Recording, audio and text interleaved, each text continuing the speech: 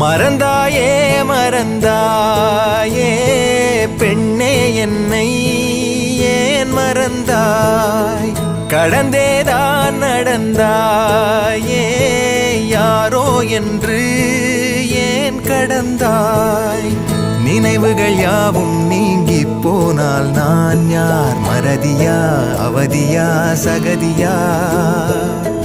நிகழ்ந்தவை எல்லாம் பொய்யாயானால் நீ யார் ஜனனமா சலனமா மரணமா